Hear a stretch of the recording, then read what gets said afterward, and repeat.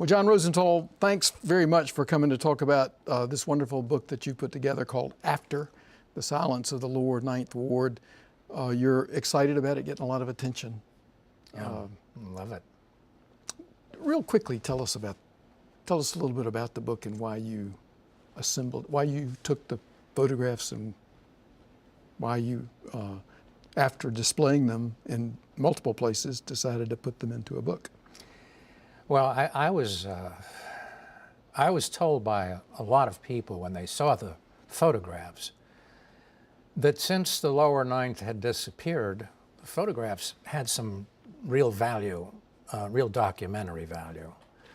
And I heard, you know, these need to be collected. They're a kind of final archive of the lower ninth, because the lower ninth doesn't exist on any level like it used to.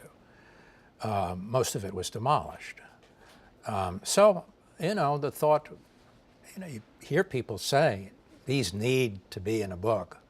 And I began to think, well, they do need to be in a book. I'm going to put them in a book. Well, the photographs, although they're of ordinary things that have been destroyed, Yeah. you know, if you said, what am I going to go take a picture of?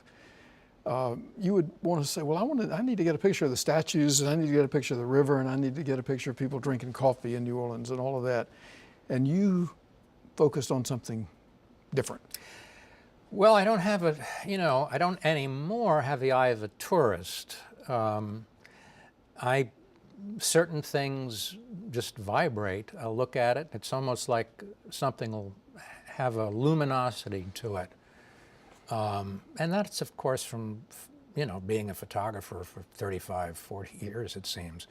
You look at something and you sense that it has a meaning. You might not even know what that meaning is at first. But I photograph it, and then I realize, well, this actually has some symbolic value. And that's what happened in the lower ninth. I started photographing things because I was surprised they were still there. I had only seen catastrophic photographs. I hadn't seen small, little, intimate objects on someone's lawn. And that was much more moving to me than a wide-angled lens photograph of disaster. Those of us who are amateur photographers, or maybe we would just say iPhone photographers, Yeah. we still love it when something that we take a picture of means something to us, whether it's a person that we love or a group that we love or a particular piece of scenery. I'm looking for ideas and learning from this book. Maybe you'd say, look beyond the obvious and into the ordinary. What advice do you give when people come to you and say, help me take better, more valuable pictures? Well, the first thing you know as a photographer is that everything you're going to be photographing, unless you're a landscape photographer, everything you're going to photograph is going to age and or disappear. And that includes your family. We're all going to get older. Nothing is more poignant than looking at a photograph of one's mother when she was a little girl.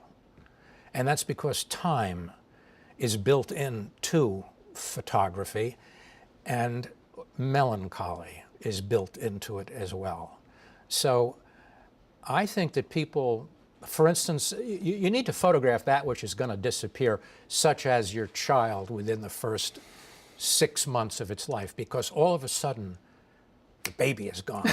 Now, we do a pretty good job with that, don't we? Of getting pictures of the baby. We What do. do we miss? Well, most of the problems that the amateurs have is they don't get close enough. That always is a decisive. You mean just face on? You demarcation. There's just no. They just stand and half the picture is grass.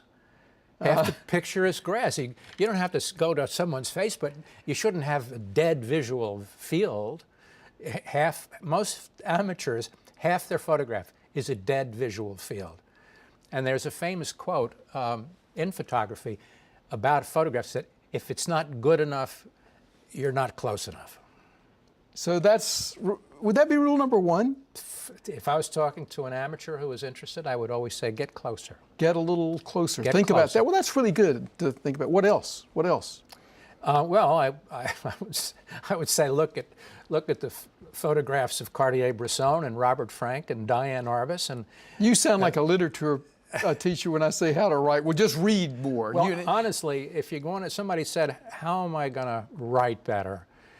The answer by almost any professor of creative writing is read better, read more, read, never stop reading. And with photography, I never even thought of being a photographer until somebody grabbed me and said, you sit here and look at this book of Robert Frank's photographs. Well, I think maybe the thing I'll say is that start your photography education by taking a look at After the Silence of the Lower Ninth Ward. Thank you for sharing that book with us and your tips so the rest of us can be a little better.